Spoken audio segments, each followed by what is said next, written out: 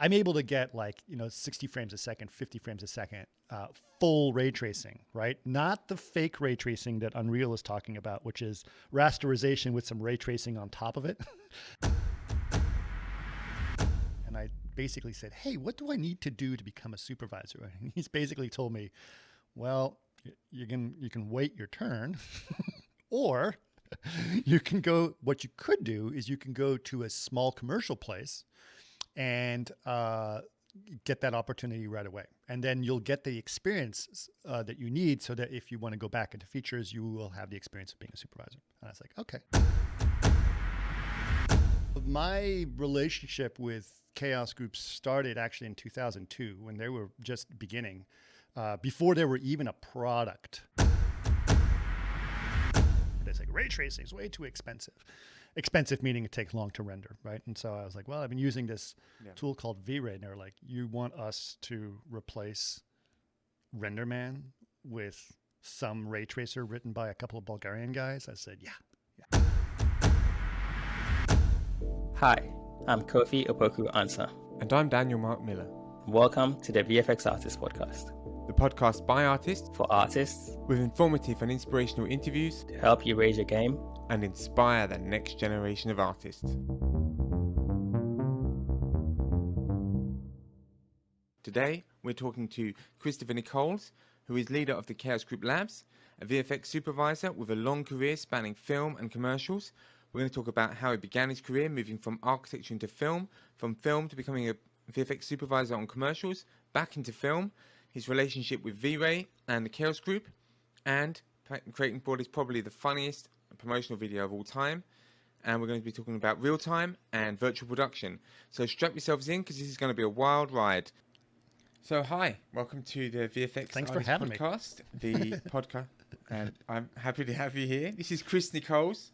I'm Daniel Miller, and the reason Kofi isn't here is just because I'm going to be sharing the podcast with him coming on board. I'm really excited. This is my first interview, and it's lucky that I have actually a seasoned podcaster here because we have Chris Nichols, who also runs his own podcast, CG Garage, and he.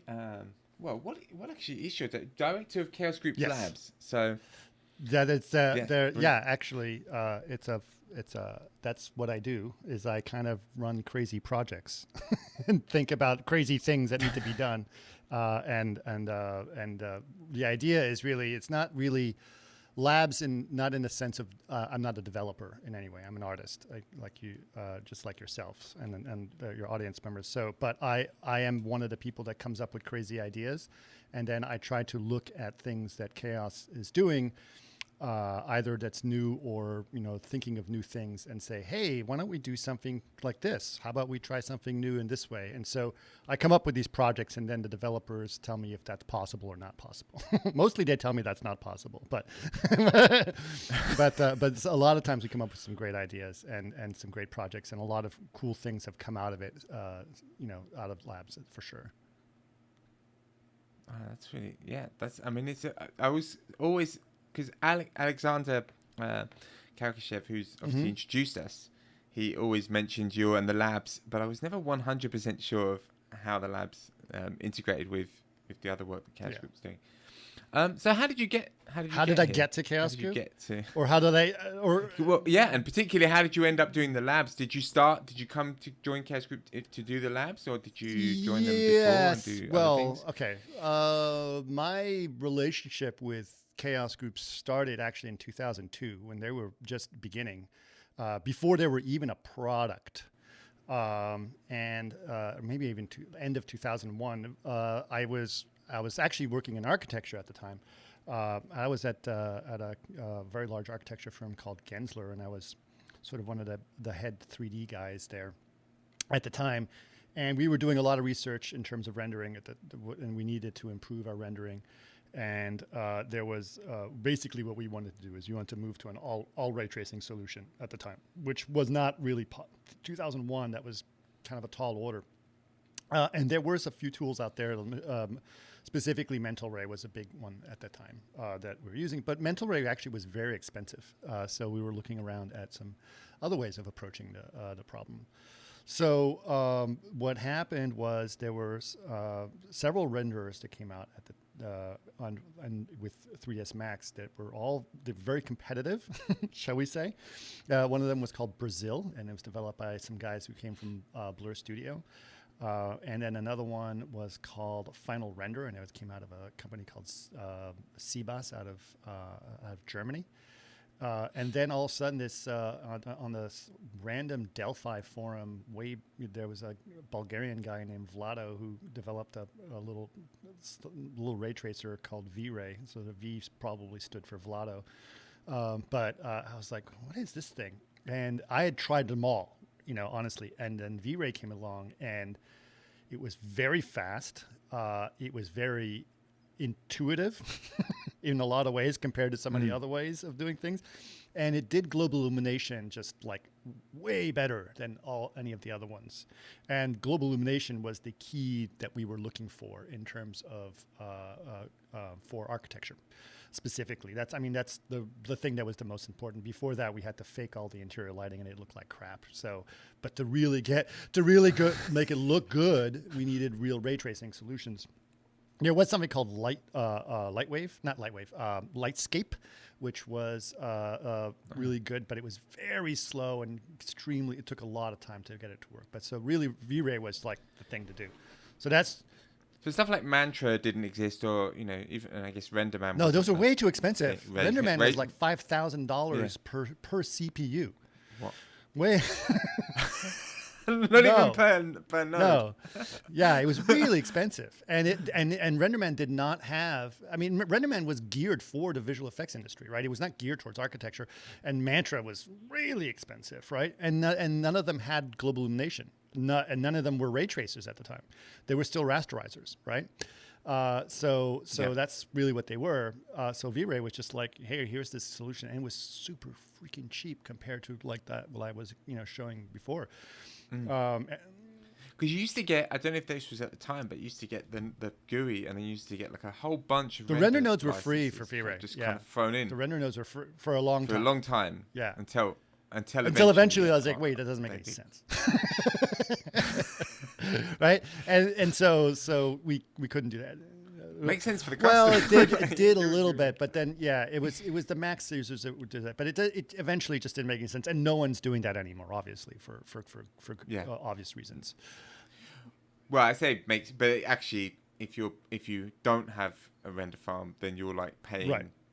You're paying. But render nodes are significantly cheaper than GUI licenses, right?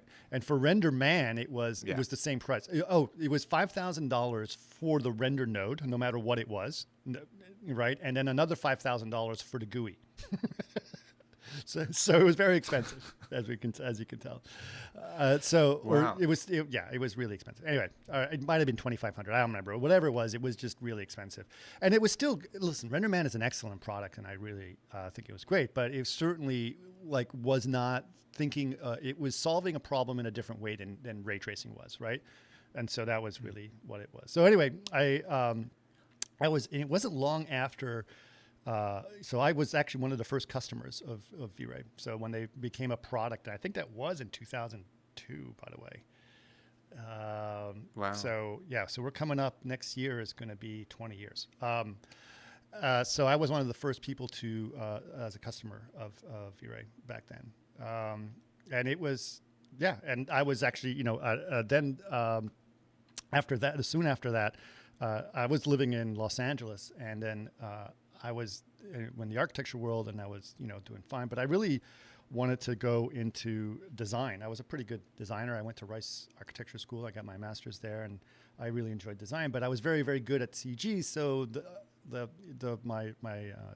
vice president that I was under at Gensler was a very nice person. She said, "Listen, Chris, you are very hard to find. Your skill set of CG is very hard to find. Designers are easier to find for us. So we can't sacrifice your skills as a CG person. But at the same time, we understand you want to be a designer. So they gave me an opportunity to go on the design team, and that's like just to do that. And I was really grateful for that.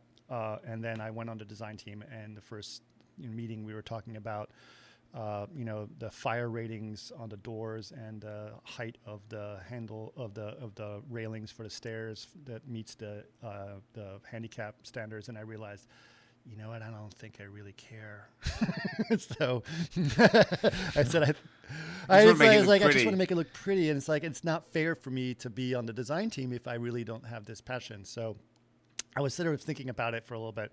And right around that time, I had a friend of mine contact me saying, hey, I'm over at Digital Domain and we're working on this movie and we have to build all of New York, like to all the buildings for New York for this that's going to be destroyed by a massive wave for this movie called Day After Tomorrow. And we have to, and he says, we need someone who knows how to, model buildings and work on buildings and stuff. And I was like, all right. So I gave it a shot. And so that's how I moved over to the visual effects world, and started making buildings and stuff like that. So that started off on a modeling team at DD. So was that the architecture, the connection in that? Yeah. You had an architecture passion, so they'd pull you in to do lots of buildings. And then go ahead. And then I guess all your buildings in Day After Tomorrow had to fall down. So were there new things that you had to discover? Well, there was a lot of there's a lot of things I had to discover. One is that was my first time sort of working officially in Maya, right? Before I was working in AutoCAD and Max, doing all my stuff, right? So this is the first time I had to model in Maya, and that was a little different. I definitely had to learn several things about pipelines that were much more robust than park architecture pipeline. I also learned that accuracy doesn't matter as much compared to architecture, right? So in architecture, you care about everything down to, an eighth of an inch of accuracy, and but in films, you worry about 1 pixel accuracy. Like if something's really far in the background, it doesn't matter how accurate it is. And so that was kind of you look at it, does it look correct? Yes. Perfect. So with the machines at the time, like when you're doing a whole city, I mean, were you just rendering layers of it was very complicated. They were putting together in comp? It was very complicated. So we didn't have much. I think we were limited by our RAM by quite a bit. And then I think the amount of storage that was live storage that we could use, that included all the frames, all the models, all the shots, everything that was currently worked on was only 2 terabytes. That's how much disk space we had dedicated for the show. The whole everyone was sharing 2 terabytes, and then everything else had to be backed up constantly. Because you get Houdini eyes could fill that in a couple of weeks. I just got a thumb drive the other day. It was 1 terabyte for a thumb drive. So anyway, but it was it was quite challenging to do that for sure. But yeah, it was a lot of fun. And honestly, actually, it's a funny story. I almost didn't get hired there because the modeling supervisor didn't think I had enough experience in film industry to join the team. But luckily, the CG supervisor, who was above her, said, no, I think we should hire him because he can figure it out.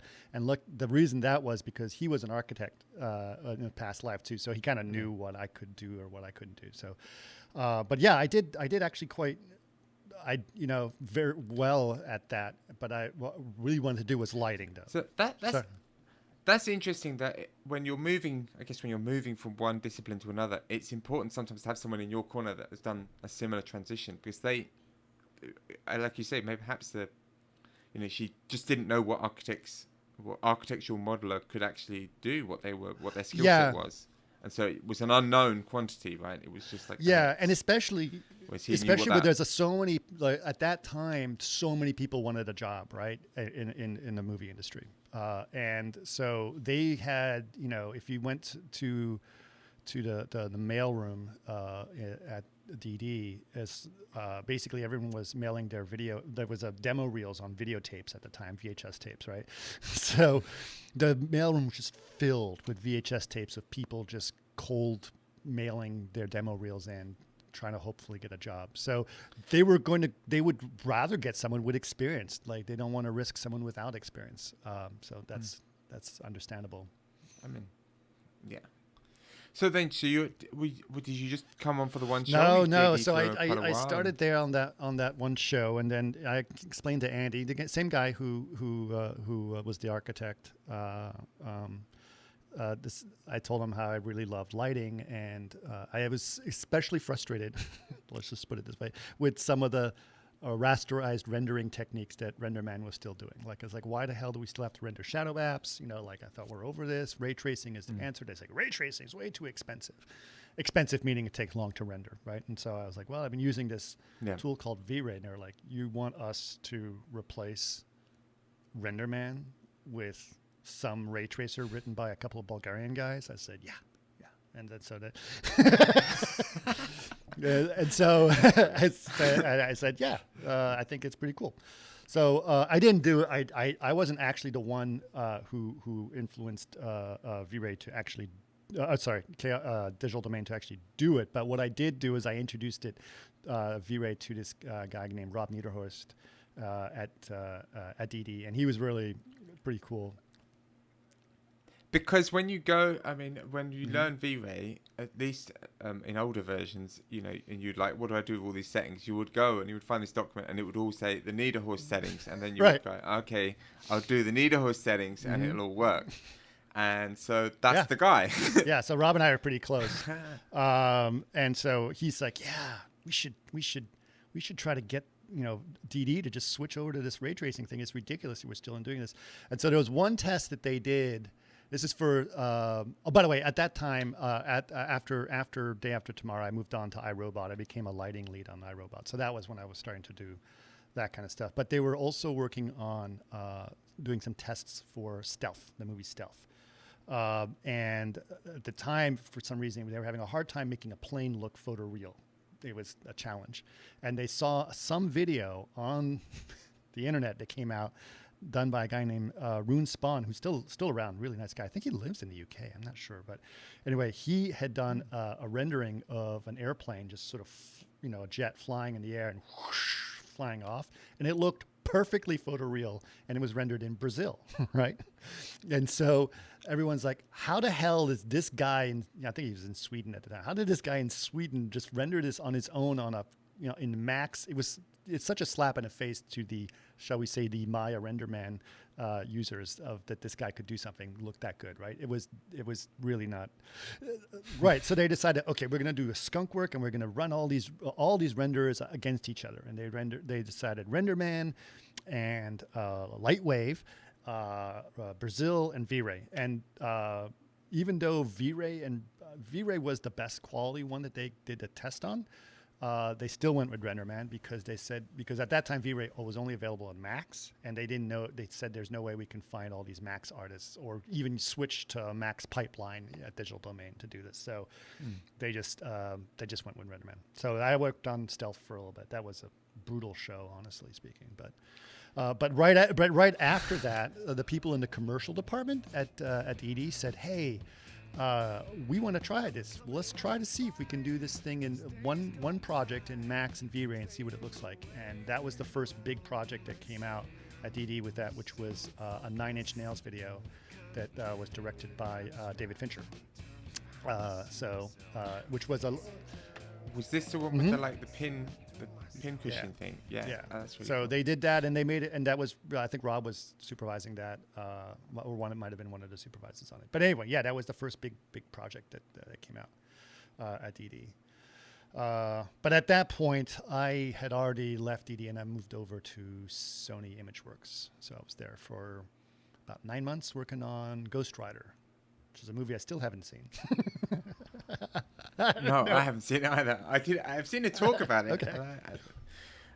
So I know they still use RenderMan on that.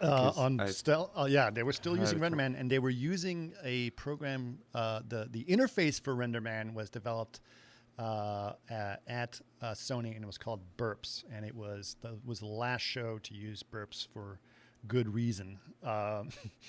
And they were developing at the time. They were slowly starting to switch everyone over to their what became Katana. So Katana was an internal Sony product that was later sold to the Foundry, but that was what they moved over to. Which Katana is really kind of like developed as a clone to Houdini. Like it was basically like, oh, let's make it look like Houdini, but just focus only on lighting and scene assembly. Which is funny because now the new version of Solaris, Houdini, the lighting setup looks a lot more like Katana. So it's come full circle. Yep, exactly. It's amazing also that these products are often a lot older than you realise, because we know when they come out commercially, and then obviously they've got this prehistory of being in-house. Right, like somewhere. Nuke. For example, that was when I was at DD, Nuke was still an internal product to DD. It wasn't a commercial. They were just about to make it a commercial product, but when you open Nuke, like it was just like a gray square with nothing. You had to type to start something. There was no interface at all. There was no menus, or like you had to know what nodes were. You had to type in R and you got a read node, and that's it. That's like you had to, yeah. I mean, it's funny that actually once you've been using Nuke, that's how you Sure. end up working anyway. But having that ability to approach it. And imagine someone like me who's never used a fun. nose-based compositor. I only used After Effects, and here's what you composite, and you just like, there's nothing here. What do I do? Yeah. I mean, I was there. I mean, I learned After Effects first, and then I learned Shake. And I learned Shake just in time for Apple to kill it. So as soon as I kind of knew what they killed it. And then I had to learn Nuke. And but then pretty much I've not had to learn another compositor. I'm pretty sure that Shake was written by the guys at Sony who wrote their compositor, which was called Bonsai, believe it or not. So, because there's Ron Brinkman, who did obviously every compositor has read the art and science digital compositing, and he wrote all the interface, and he has a Flickr page with all the cards, which is quite interesting. But so now you're digital, and eventually you get to Method. I don't know if you've had another few several steps. Okay, well, first thing is I was at Sony for a while, which was a very nice place to work.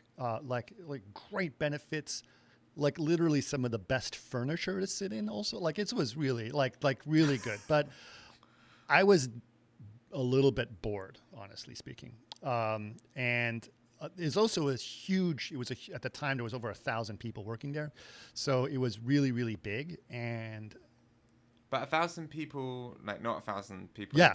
At Imageworks. So Imageworks had 1,000. They were working on like every movie. I don't know how the hell this was good, because they were doing like Language in a Wardrobe and Ghost Rider and Surf's Up and the Bear movie. Like there was a ton of movies they were working on, all at the same time. So it was a ton of people there. And I knew that, in order for me to quote unquote get to be a supervisor, it was going to take, you have to sort of wait your turn. And the supervisor I was working on Ghost Rider his name was Kevin Mack, who was a wonderful person. Absolutely love Kevin Mack. Really very eccentric, but also really great. And I basically said, hey, what do I need to do to become a supervisor? And he's basically told me, well, you can wait your turn or you can go, what you could do is you can go to a small commercial place and get that opportunity right away. And then you'll get the experience that you need, so that if you want to go back into features, you will have the experience of being a supervisor. And I was like, okay, that's pretty cool. So Rob Niederhorst contacted me and he said, hey, I just started working for this company called SpeedShape. They're based out of Michigan. They are focusing on cars and doing some car stuff. But they're opening up a satellite office here in Los Angeles, and I want you to be one of the first guys to come on board. And we can start thinking about doing commercial work. So I said, great. And you have done a lot of cars. Yep. I was watching your So I went to SpeedShape for a little bit. Unfortunately, there wasn't actually much work that was happening at SpeedShape, but I worked with Rob and we worked on some car things here and there, but it wasn't really for me that soon. And I got offered a job to work at another company that was focused on car commercials that saw the stuff we're doing called Sway. And I became the head of 3D at Sway and sort of did a lot of car commercials, like you said. And I was there for several years. And was this? But at this time you were using. Oh yeah. When I went to SpeedShape, it was all V-Ray. Like that was the thing. So what year is this? 2006 was the time. So Oh, yeah, okay. so I was there for a while. At Sway for a while. Did a lot of great big car commercials. Pretty intricate.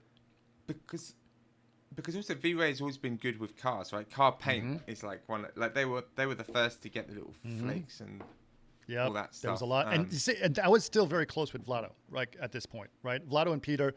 So were you an influence? Oh yeah, on yeah, that? yeah, yeah, Was yeah, that- yeah, yeah. So if that- ever I needed, I just listened. I had back at the time our chat was a lot of people were using Skype or AIM, right? And I had Vlado's Skype, so I would just message him directly of requests, and I didn't work for Chaos at the time, but he was like, yeah. And I remember actually Peter, who's the CEO, he's the partner. Like so, Peter and Vlado co-founded, the thing.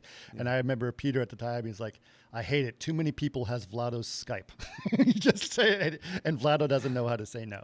So, but anyway, he was great, and I was I was close friends with both of them, and it was really kind of a nice thing. And and then Method called me, like you said. And the big thing there was V-Ray was still available only for Macs at the time. And there was a beta for V-Ray for Maya, but I didn't know anyone who was using it, right? And so the Method said, we want to do the following. And I said, okay, what? And it's like, we want to go, they were using Maya and they were using Mental Ray. And they said, we want to move over to V-Ray from Mental Ray.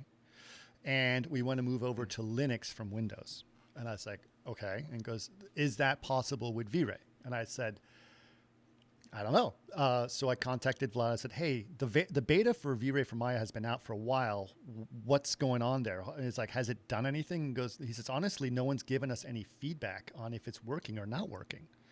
And I said, well, give it to me. I'll tell you, I'm going to try to use it at Method, and they want to try this new pipeline. And so I'll tell you if it's working or not working. And so Vlado at the time did something that no one else should do. Is he gave me a login to their bug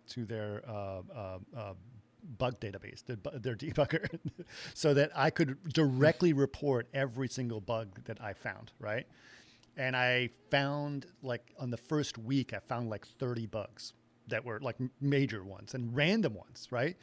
And like every frame 100 or 100, 200, 300 wouldn't render for some reason. Like these are really random bugs. And they fixed almost all of them in like a week because it was just that no one ever discovered them, right? Yeah. So that's really one of the big things that sort of pushed V-Ray for Maya is us sort of like actually trying to use it in production and doing that. But it ended up being pretty cool. And because this is sort of like one of those things they say never do, right? Never use a beta software in production. well, that's and you did. they say that, but it's not really true. Like if you're in a major studio, you're often using builds that are made specifically to address problems that you have, which technically is like a beta, right? So, yeah. But you're right. Sometimes it's not. Sometimes people don't always. They don't switch, and sometimes they don't. They'll stay like 2 versions back, because that's what they started a production on. Like some people are still using. They want to move to, like, let's say V-Ray 5, but they're still using V-Ray 4 because they started the movie in V-Ray 4 like 2 years ago, and they can't upgrade or V-Ray Next, sorry, but they can't upgrade yet. So anyway, so I was at Method for a few years, enjoyed it, and then actually Eric Barba, the guy who was working on the 9 Inch Nails video and did a bunch of stuff there, he was working. They were working on a new movie called Tron, and they wanted to do switch over to V-Ray to do a bunch of stuff. They were doing Mental Ray for a little bit, but Mental Ray couldn't do motion blur, and that was a critical part. Wow. The motion blur. It could do motion blur, but it was like 30 times slower than non-motion blur, and so they were using vector blurs in Mental Ray, which doesn't work for highly reflective surfaces. So they basically needed to address those issues, and so I kind of they were going to use V-Ray, and at that point they knew that I knew a lot about V-Ray. So they hired me to go work on Tron, and I said, "Oh, great! I'm not going to do car commercials anymore because I'm tired of doing car commercials. I'm going to work on movies." And then they made me one of the lighting lead for the light bike sequence, which is like a big car commercial. But it looks great. I mean, Yeah. it looks really cool. So that's why. And then I stayed at DD for quite a bit. I worked with Eric Barba a lot, and he and I became pretty close on a lot of projects. So I was the Tron, and then I also did Real Steel, which was a lot of fun. I loved that. That movie was so much fun to work on. It was really great. But I did Maleficent, Girl with a Dragon Tattoo. Oblivion, obviously. Oblivion, there's Joe Kaczynski is on that as well. Joe's a really nice guy. I like Joe. And Cool. and yeah. And then at some point, I think this is at some point, this guy named Lon Gross, he's a friend of mine, and he used to be in an architecture world. He used to work at a company called Neoscape, but he got hired by Chaos Group. At this point, Chaos had grown much more than Peter and Vlado, as you can imagine. Yeah. But Lon had been hired to start an LA office for Chaos, and so he was the only person there. But he and I chatted all the time because, I was like, hey, let's, he was new to LA, and, he worked for Chaos. And so we were chatting about stuff.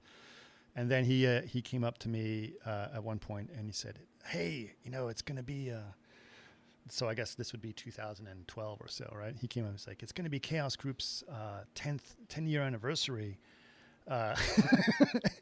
And we want to do, we have this idea where we want to thank Peter and Vlado for all of their, the work and have all these people who have influenced Chaos say thank you on a video for him. And I was like, oh, that's nice. But those videos where someone's in front of a conference room, like, talking about a testimony. It's so boring. It's so horrible. Yeah. and in fact, you did, because I remember the Right. video that, I think we're leading into this, but the video that you did, the V-Ray for in real life, is probably one of the funniest Yeah. promotional videos I've seen. So this is basically how we got there. So I'll explain how this idea happened. So what happened is basically I got off the phone and I was like, ugh, I hate these videos, right? They're so boring. Now, what was going on is at Digital Domain at the time, every Wednesday, we had this thing called Highballers Night, which is on the outside patio. People would bring these delicious whiskeys, usually single malt Scotch whiskeys, and we would sample them. And so I was about to meet my friends there to have some whiskey with them just before I got on the phone. So, but we all kept our own, our special glass that we would have at our desk, And so I was like, I had to go back and so I go to see two of my friends, Daniel Thrawn and Daniel Buck. And I tell them, I was like, they want me to do those horrible testimonial videos thanking Vlado and Peter. Just I hate that crap. It's so stupid. It's like, maybe I can do something else. And so I was like, hold on, I got to go clean my glass. I'll be right back. And so Daniel Buck and Daniel Thrawn were both chatting while I was cleaning my glass, which was only 5 minutes that I was out of the room or less. And by the time I came back, they said, we have an idea. I was like, what do you mean? I said, for the video. I was like, okay, we're going to rob a bank. So they came up with this idea literally in 5 minutes. It's like, explain. And so we started to hash this out. It's like, well, you explain everything that goes on with V-Ray, but you're robbing a bank at the same time. It's like, because nothing is more exciting than a bank heist. So let's do that. And then it's like, this sounds absolutely hilarious, but they'll never go for it. So I said, but he says, well, let's try. I said, okay. Screw it. Let's do this. So I called Lon. I said, we have an idea. We want to pitch it to you in terms of the video. And so it's like, let's go to lunch tomorrow. He said, okay. So we went out to lunch and we said, we're going to rob a bank. And Lon said, let's do it. And so then we, what's funny is that, so Daniel Buck and I, by the way, worked together for forever. Daniel is, he and I were at Sway together and at Method together and at DD together. So we knew, and he knew V-Ray very well. So Daniel Buck and I were like new to V-Ray stuff. And then Daniel Thrawn had no idea about V-Ray because he was a matte painter. But he was a really good director and a writer as well. So we kind of told him like some things that V-Ray does. Like that's good, right? Like, oh, it's really good at this, it's really good at that, and stuff. And so he wrote this script with all those ideas written in, and then we polished it up together and did the whole story together. When V-Ray does HDRs with a dome light, it does importance sampling, which means you get clean renders much faster. Yeah, but it's a biased engine. I mean, everybody knows if you want physical accuracy, you want to use unbiased. I don't have 12 hours for a f***ing render. Oh, God. Unbiased. You want to look real? Just make sure it has Fresnel. Everything has Fresnel, right? Everything has Fresnel. Damn straight.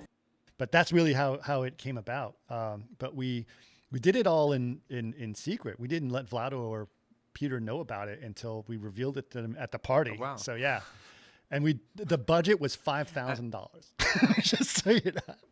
No, it's brilliant, and the I will post a link to it in the show, but for those who haven't seen it. But watching it again after, I think almost 10 years, yeah. So we're coming again up on 20 now, years.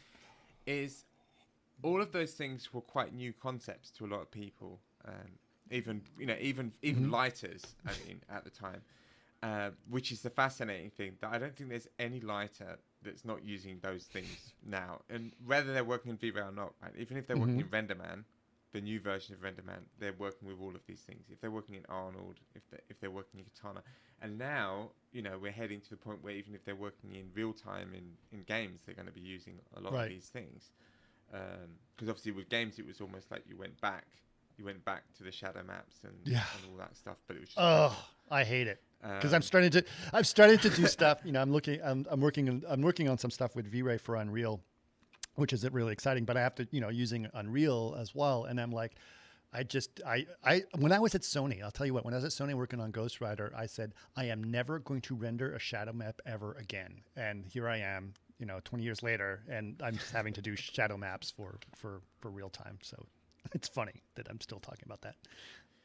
Yeah, I mean, because when even before Unreal took off, when Redshift was the first sort of fast renderer, that was sort of going back to being like Mental Ray's ways of doing things, those sort of evil shadow maps.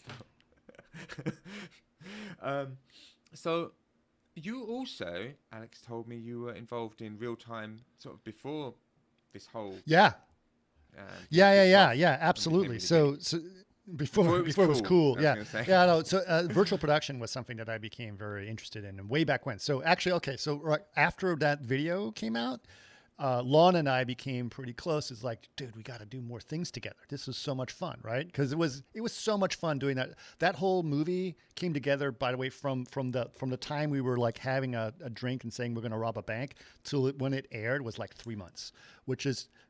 And you act really well in it. I'm gonna say, like, actually, even just there's a bit where you're like, I ain't 32 hours for fucking whacking him on the head. That's Lon, by the way. That's the guy who the guy who I hit is Lon, the guy who I was talking to. And I didn't know. I've never acted before, right? But I was helping produce the show. I produced the show quite a bit, and I had to find the locations and do this and that. And then our first day of shooting, I showed up and I'm like, oh crap, I gotta act. I didn't know I forgot about it because I was too busy getting all the details together. And I was like, oh no, I don't know if I can act. But Dan was a great director, so he really helped me make sure I could do that. Yeah. Brilliant. And so with those guys, you start getting involved in so what happened is they basically let's start doing stuff together, and so and then I ended up quitting the visual effects industry pretty much. Everyone was that was during, let's call it, the Life of Pi days, when jobs were in trouble, and the people were being forced to move to Vancouver or to anywhere else that had a subsidy. And I just didn't want to leave Los Angeles. My wife had a very successful career here, and I didn't want her to uproot them or my kids. So I said, I don't want to leave. And then Lon and Vlado and Peter said, they got me on board on the company, and we started thinking about, hey, let's find some cool projects to work on. Specifically, there was a guy named Kevin Margot, who's also in Vray IRL. He's the guy who gets shot and dies in the back of the car.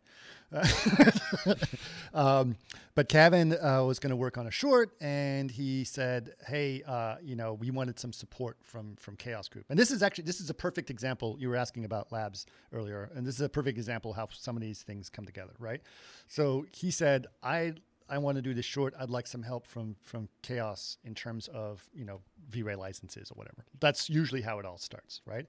And I said, and our sense like, well, okay, but what if we get him to do some new stuff so we can make this into a story or try out some new technology, et cetera. And so at the time, V-Ray GPU was starting to get much, much more robust, right?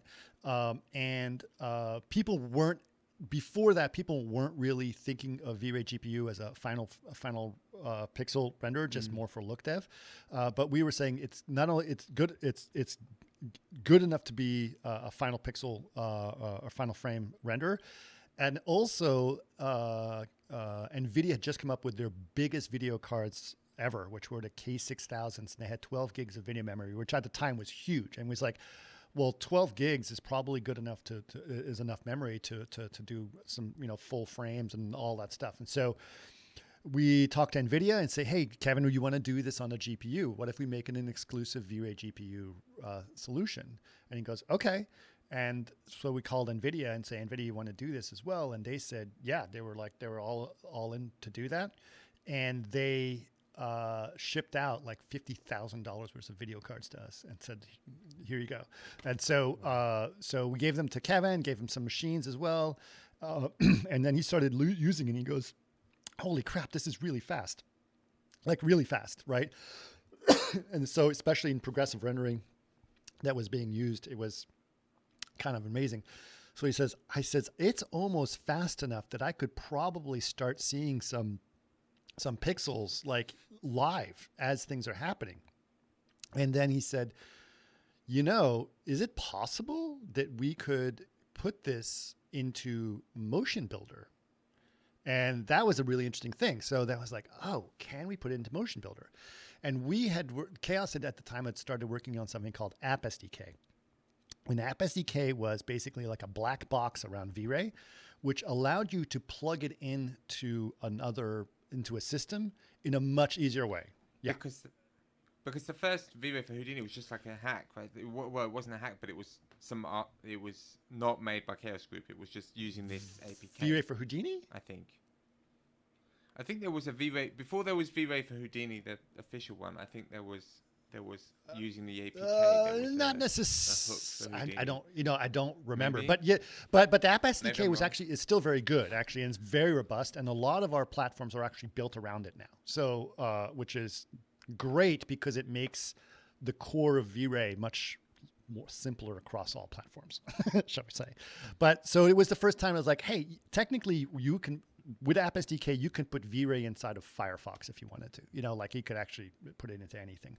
So I said, can we put it into Motion Builder? And I said, well, that's a good thing for us to try to see if it's possible. Not necessarily because we wanted to put V-Ray inside a Motion Builder, but to see how well this actually worked, right? So they actually integrated V-Ray into Motion Builder using Python, just Python, which is kind of cool. So really what you need to do is you need to get the geometry out of the geometry or the motion out of Motion Builder, and then push that data to V-Ray through this thing. And we did that, and surprisingly, and this is back in 2014, I believe, right? So it's a long time ago. It actually worked. And we said, oh, wow. And we were able to get V-Ray to live render in Motion Builder while we were motion capturing. And one of the big reasons is because we had these GPUs. Also, Kevin was rendering robots, so it was non-deforming geometry, which also helped. because the data can transfer faster and stuff. And it just sort of changed the way Kevin and I started thinking about, like, this is going to change the way we think about virtual production, because instead of looking at these crappy OpenGL, shaded things in Motion Builder, we can actually see real lighting and real materials. And we're going to get much closer to what it's going to look like in a final frame. And it looked great. And so yeah, that was sort of the beginning of us thinking about virtual production and what's going on there, and a great project. And actually right now I'm looking at that as well. But instead of using Motion Builder, I'm looking at Unreal. And instead of using pure V-Ray, I'm actually looking at Vantage. And it's pretty cool, actually. Honestly, it's great. So what is Vantage? Vantage is it's another renderer that we wrote that is a real-time ray tracer and full ray tracing. This is no rasterization on it whatsoever. Yes, this I did actually. So this, yes, there was a beta, It's still out. I mean, but you can use Vantage now, and it's as of right now, it's still free. So you can actually use it to try it out. But it's really, really fast. It takes advantage. It's big reason it's so fast is that it takes massive advantage of the RT cores that are available on NVIDIA GPUs. So it can shade super, super fast. So I'm able to get 60 frames a second, 50 frames a second, full ray tracing, right? Not the fake ray tracing that Unreal is talking about, which is rasterization with some ray tracing on top of it. I'm talking about everything, including full GI, everything. So that's wow. And that makes a big difference because it makes a big difference. So. When you say you can get 60 frames a second, what are you talking about? A couple of spheres? Nope. Full characters. I got a full character moving, deforming geometry, everything, and it looks great, honestly. It's pretty cool. Now, Vantage. Is there any footage of not this? Yet. I'm teasing you. But there's some great stuff that we can do. The thing about Vantage, though, is that it's designed primarily on its real-time performance. So that there's certain things that that you don't have in Vantage that are available in V-Ray. So complex skin shading and hair shading and stuff like that you don't have. So but you have all the lighting tools and the camera tools are there. So which is kind of awesome. Even the physical cameras and depth of field. Yeah, I saw the depth of field was actually really right. impressive as well. Yeah. But considering, even in Nuke, like PG Bokeh, you're like... Yeah. And this is doing it real time, So that's the thing, right? Because Lado and I have been talking about this for years. It's yes, rasterized, real-time rendering is going to replace offline rendering eventually, but rasterized rendering is not going to replace ray tracing. And everyone keeps talking about how, Unreal's so much better. It's Unreal is a rasterizer still. Even Unreal 5 is a rasterizer, right? What Unreal 5 is doing is what RenderMan did back during WALL-E. Right? All those. So it's good. It's really good for real time, but it's not ray tracing. And what you want ultimately is full ray tracing. So eventually maybe RenderMan Unreal is going to go full ray tracing. But right now, if I want full ray tracing in real time, my only option is Vantage, right? So when will Vantage be? It is. Commercial you can use it right now. You can use it right now. So it's the cool thing is what I'm doing, what I'm taking advantage of in Vantage, is what we're trying to get working is something called live linking, which is available in Max and Maya, and it's not available yet for Unreal because I'm sort of trying that thing out right now. But what it's live linking is it takes let's say you're in Maya. And you have your scene in Maya, and you have V-Ray for Maya ready. You use live linking, and what it does is when you hit live linking, it'll take whatever you have in Maya and live render it in Vantage. So you can see it in real-time ray tracing that way. And it's great. And how consistent is the look between the two? Because I mean, that's obviously the important thing. If you're like, well, this is the real-time render, I want Right, upper quality. right. Well, with V-Ray. But is it? Are you going to have to do your look there again? Yes, to some extent. I mean, you'll get the camera. You'll be able to do the camera. You'll be able to get the lighting direction, but the shading is going to be slightly different. It's a different renderer, just so you know. But the cool thing is that you won't have to redo your shader completely because the shade it's translating V-Ray shaders directly to Vantage shaders, right? So you don't have to write them twice, right? Is it USD? No, it's using VR scene files right now. But USD is an interesting question. Right. It'd be nice if it did use USD, right? Yeah. Yeah, because then everyone Yep. could use it, right? Like Yep. then you could do the same live link with Nuke or Sure. anything, and then we're kicking, Yeah. kicking on gas really. There's so many times when you're in Nuke and you want some 3D, but you don't want to go back to 3D, and you just want like, could I don't do this in comp? I mean, I know there's V-Ray Yeah. for Nuke and things, but it's still at 3D Right. pace, if you know what I mean, rather than comp pace. Whereas if you have something like Vantage, then Yeah, I'm then actually you're a talking huge fan of Vantage, and I'm not saying that because I work for the company, but I'm saying that because it's like there's something about that real-time experience that is very, very big deal, right? So, and being able to see something and adjust things and not wait is great. I want to make a decision when my mouse button is still down, right? And then let it up, and then that's when it's good, as opposed to try.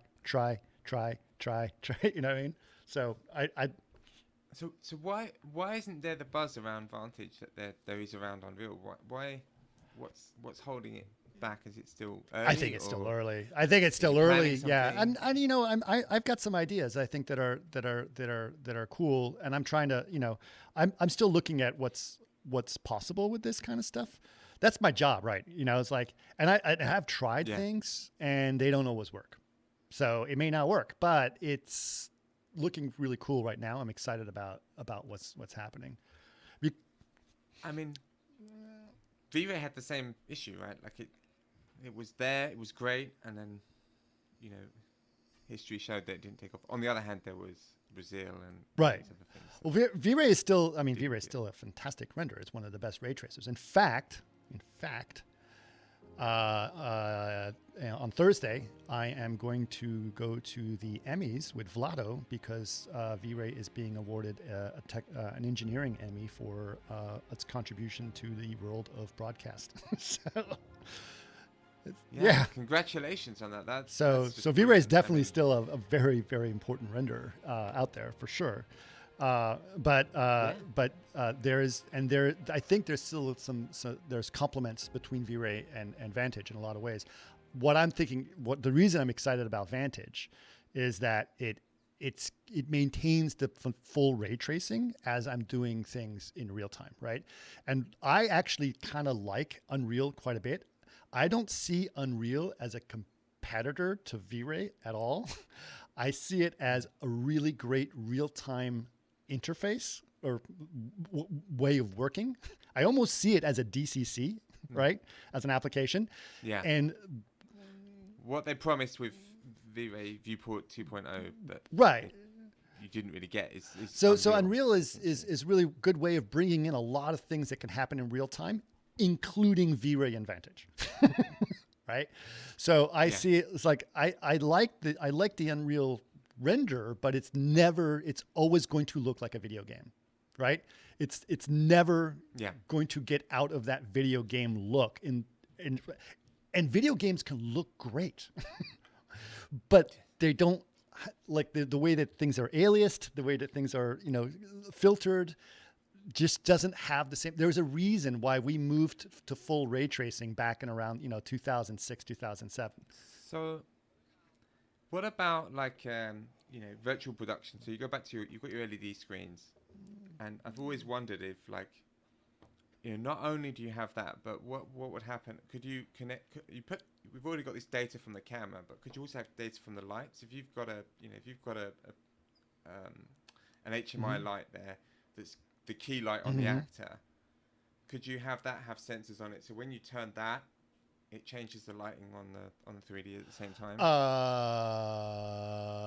You do it in Vantage? Well, I don't okay. know. First of all, Vantage is just a renderer, right? So it's Right. it's not a well it is a sorry Vantage is actually more than a render. It is an actual application. We made it a standalone application as well, so that people can muck around in real time quickly and not have to translate their data to Unreal or whatever else. So if you want to just export a VR scene file and go right into Vantage and start looking at things in Vantage, you can do that right away. So it's your quickest route to real time from a V-Ray scene file. It's just really fast, right? Which is great. But let's go back to the virtual production question. First of all, when you were talking about LED stages, right? I don't consider that virtual production. I consider that a green screen replacement. Right? Okay. Right. Okay. Or what's a better description is in-camera visual effects, right?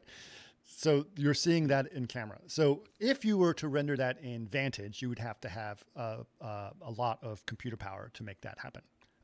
Because while Vantage is fast as a ray tracer, driving that many pixels is harder for Vantage to happen, right? Yeah. So you could technically have it done in Vantage if you wanted to. But really, if you move a light and you're linking it, here's the thing, right? Let's use Unreal as an example. If you have a light that's behind and you have the LED wall behind the actor, right? And you say, okay, move this light and therefore link that, put a Vive controller on it or whatever, so that it knows where it is in space. And then you just control that in Unreal. So Unreal can solve that problem. And then all you have to do is have Unreal live feed that back to the render. Now, either you're going to use Unreal Renderer to solve that problem, or you can feed that to Vantage if you wanted to, right? So it's just rendering that. That's the only thing you can do. And the other thing, I guess it comes back to virtual production, and I'm just interested because you do both kind of renderers, and that if you look at The Mandalorian, they didn't use all the LEDs, right, in the final show. They did. I mean, there's an advantage to it over Evolution, especially the fact that their character is walking around in a tin helmet, right? But they replaced a whole bunch of that with Arnold renderers, and they rotated everything out, and they did matte paintings Arnold. in there. And not Arnold, but with another with V-Ray? I don't know. I don't know. But one thing is that obviously you're doing a completely different render, and this happens all the time, right? They do because the fundamental nature of these big movies is they change their mind afterwards. And one thing that VFX up until now has been training the clients to do is to change their minds at later and later points in time. So that's why you've got some comp available in the grade. You know what I call that? I call that lazy filmmaking, right? The directors and the DPs are going to wait to fix it in post because they can't make up their freaking mind. And it gets really expensive, right? A lot of people have shot great films where they captured everything in camera and they didn't fix anything in post because they got what they wanted. So if you basically make the whole point of your LED walls is to make the decision right then and there and live. And that's when you're going to have great filmmaking. Because if you sit there and he's like, I don't know, we'll try it later, it's going to be really expensive. You delaying the decision, it just means that some junior CG artist who's not a director and not a DP is going to have to make a decision, and it's going to go through version after version after version after version, weeks and weeks and weeks until they got it right. And they could have just made the decision on set on the day and be done with it. Yeah, but here we are. I think that I have a feeling that this is still going to be a demand to change their mind. Well, then, later. Yeah, and then it's going to be very expensive. But do you think that the fact that as a thought, combining apart from the obvious objections to it within the industry, but as if you're using the same renderer. Okay.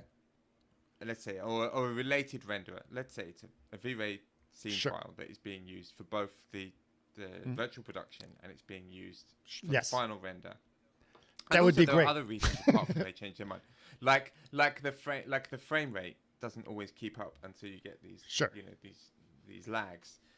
and you have to fix them. But if you were able to train a machine to go, well, this is the same scene, so this is me, and then there's the actor walks in front and they go, well, that's not me, and then that's me, and that's not me, that chair isn't me, Right. that chair is me, you know, and then it would be able to effectively key, but with the knowledge that it has based upon the scene file that it possesses, because it kind of knows that anything that is not within that scene file that it can't recreate is Right. the plate. So what's the question? The question is that a sort of viable approach of a kind of so essentially leveraging the fact that you're using the same Well, render, I think so, right? So possibly like for for let's take the Mandalorian for example, right? There are several shots that are all CG in the Mandalorian, right? There's shots that are shot with an LED screen behind the actor, and there's shots that are all CG, and they have to look the same, right? So unless they're rendering everything with Unreal, for example, in the Mandalorian, which they're not, right? They have to find a way to make it consistently look the same, right? So that's when I think you have to come up with solutions that say, okay, how can I make this be the same in both cases? And that's I think where you think about that. There are ways of doing that, by the way. Like for example, you can bake lighting into geometry, right? And therefore, the lighting, the baked lighting, will look the same in both cases, right? So it's a sort of you're using the ray tracing to bake it into to bake the lighting. Your evil shadow maps, right? But you lighting maps. You bake it in, which is great until you want to change the lighting, and you tell the director says, "Well, let's move the lighting." It's like we can't do that because the lighting's baked into the geometry. Like, well, you kind of. So that doesn't always work, but it can. If you've all decided on the lighting, it's like we can't change the lighting, but you can change everything else, you know, or whatever. Then that works. Yeah, I think the biggest expense in VFX is changing your mind, right? Like if you're decisive, that's right. how you can achieve a big budget look on a lower budget is just by going. Well, you see, here's the thing, right? When I was doing this stuff on Construct, and back in, I was talking to Kevin about it, is the thing that we've realized is that the problem that a lot of visual effects, directors and DPs have, especially if they don't really know what, CG is they shoot all this stuff in front of the big blue screen, right? Or whatever. And they're like, here you go. And hopefully in 6 to 9 months, I get to see something, right? Like, and it's just the visual effects and CG is just a big black box of unknown with a huge price tag on it. And it's very frustrating. And so that's why, in a lot of ways, I feel that Hollywood was like, CG is bad. We want to do it all practically, because they just didn't have control over what they were doing anymore. And so the fix it in post is like, I don't know, that was just the attitude they had. So I think that basically what this is cool, like the LED walls, or even what they were doing on Lion King, right, is the DP and the director are actually there making the decisions in CG. They're given the ability to be a director again and understand CG. And they can actually go, oh, what if you could go into your movie, right? And you could actually look at it and say, this is very close to what it's going to look like in the final screen. And I can see it live right now and say, oh, you know what? That character isn't lit right. Let's move the light. That's the way I want him to be lit. And then that decision is made right then and there. And you don't have to sit there and wait, like, I don't know, we'll figure it out later, right? Because there are loads of things like where, there's a CG character and there's nothing standing in and the focus is just in the wrong place. I mean, if the character was there, the camera up on the DOP would have set the focus differently to match, or not necessarily a character. It could be an action. If someone does this and a big fireball comes out, they would focus on the fireball but instead it's just a hand. They focus on the face and they leave the hand out of focus. Then they want the effect in focus, and of course. And the worst thing is, especially with green screens and blue screens, those screens have to be lit in a specific way that can highly influence the lighting on the character, which may not be the way you really want to light the character. And so LED walls are great for that, to sort of really help that process. Right now, I think there's a massive hype machine on LED walls, and we'll see where that goes. But I definitely think they're here to stay. But it's, they don't solve every problem. Let's just put it that way. But to me, what I'm mostly interested in is what I'm calling virtual production, which is when you have everything in CG. Like the whole thing is CG, but you are virtualizing the camera and the lighting on a motion capture stage. So Avatar style. Let's just put it that way, right? That's what I think is interesting to me. So what and of course there your aim is, make it more hands-on, which would be nice even for, to be honest, even for VFX artists. I mean, even if just instead of sitting at a computer, even just just go look at. Health, I mean, right? They're like just pick it up. But look at what we did on Construct, with Kevin. Like this was in 2014, 2015. It was like we were doing live ray tracing in 2015 from motion capture, and we even did it over the internet on the cloud. Right, we did, and so that was and it looked correct. Yeah, it looks brilliant. So that's to me is like that would be a tool that a director would go, oh shit, why would I be looking at these gray boxes, this whole time? Why can't I just see it this way? I can actually pull focus. That'd be great. I mean, sometimes we used to give directors, I remember an adage, we used to show the directors grey until we had the final textures, and the reason was if they saw just the right colours but without the textures, then they would go, oh, this doesn't look real. So you would send them a checker texture or a grey Lambert or something, just because they would know. They would go, oh, okay, that's just the animation. Well, the thing is, these days, what's interesting is that especially on set, people are much more educated than they used to be, right? And you have people like Joe Kosinski, for example. Joe Kosinski, he knows how to use V-Ray, right? So he came from the architecture world before that, but he was a big CG guy, right? So, when I was working on Tron, we were doing a shot with a recognizer, and it was hilarious. I never heard this before from the director, but we're looking at it, in the screening room, and it was to get some feedback, but it wasn't final shot yet. And he's like, wow, that looks really good, Chris. I mean, it's like, what was your noise threshold on that shot? Did you so it's like, I've never heard a director ask me what my noise threshold was on a rendering. So I was like, yeah, okay, that's cool. So, Clint Eastwood is not going to ask me what my noise threshold is, but Joe Kosinski is, right? So. Okay. So I'm gonna just, as we come to a conclusion, come to almost an hour. Well, sorry about that. We're no, it's great. It's all great content. I just wanted to ask you what advice you would give to someone starting now in the position similar to where you were, obviously in 2000. What would I well for what kind of, if a young me was starting in the industry today, what would I do?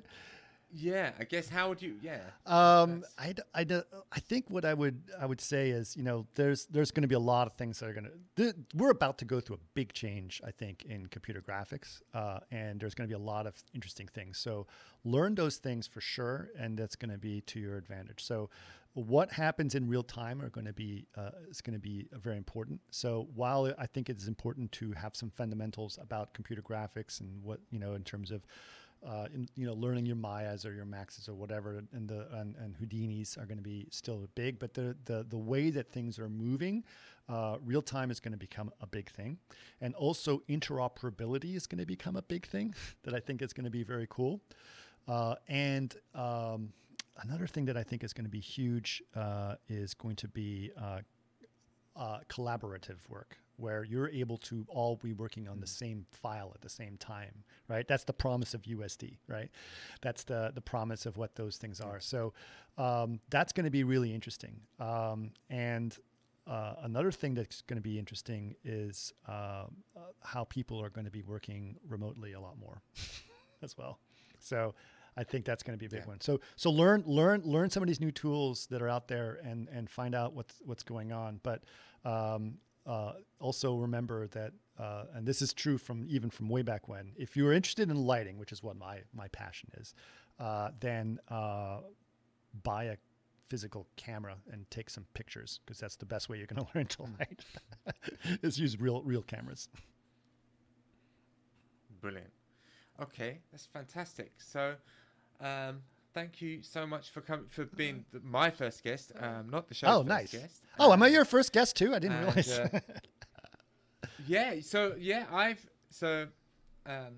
Obviously people that follow the podcast will know this. Kofi began the podcast and has asked for a bit of help.